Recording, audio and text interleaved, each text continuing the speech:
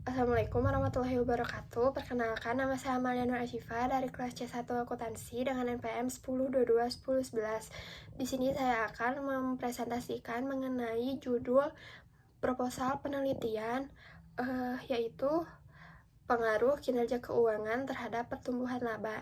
Jadi, alasan saya memilih judul pengaruh kinerja keuangan terhadap pertumbuhan laba yaitu karena saya ingin mengetahui bagaimana kinerja keuangan, yaitu berupa laporan keuangan, dapat memiliki pengaruh terhadap pertumbuhan laba, di mana sebagai yang kita tahu bahwa laba itu sangat berpengaruh terhadap keberlangsungan jangka panjang bagi perusahaan.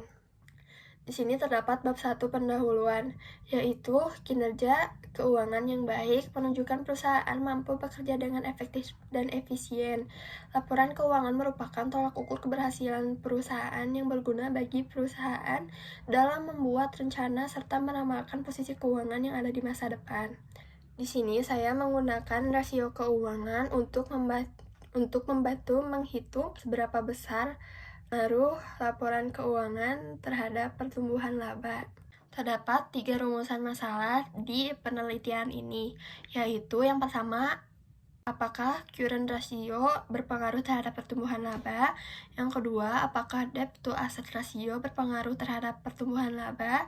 Dan yang ketiga, yaitu apakah total asset turnover berpengaruh terhadap pertumbuhan laba? Dan tujuan penelitiannya itu mengetahui pengaruh current ratio terhadap pertumbuhan laba perusahaan, food and beverage. Yang kedua, mengetahui pengaruh debt to asset ratio terhadap pertumbuhan laba di perusahaan food and beverage.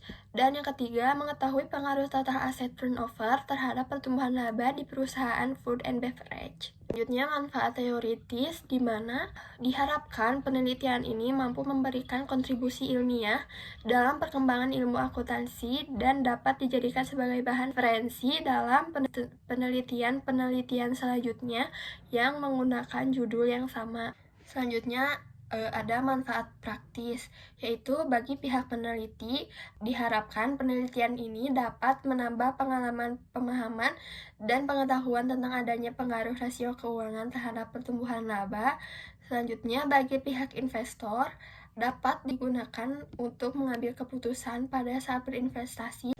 Dan bagi pihak Digital University diharapkan dapat dijadikan sebagai bahan acuan bagi mahasiswa maupun mahasiswi yang menempuh tugas akhir, dan bagi pembaca dapat dijadikan sebagai bahan referensi untuk pihak yang memilih topik yang sama.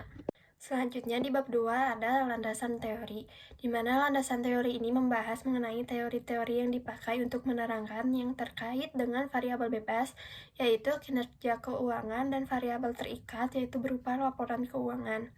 Selanjutnya ada kerangka pemikiran, di mana kerangka pemikiran ini digunakan untuk sebagai rujukan dalam alur penelitian, di mana pertama saya memilih perusahaan food and beverage yang terdapat di B, kemudian melihat terhadap laporan keuangan perusahaan tersebut dan analisisnya dengan rasio keuangan. Kemudian ada hipotesis, di mana di sini saya menggunakan 3 hipotesis, yaitu hipotesis pertama, terdapat pengaruh signifikan antara current ratio terhadap pertumbuhan laba. Hipotesis kedua, terdapat pengaruh signifikan antara debt to asset ratio terhadap pertumbuhan laba.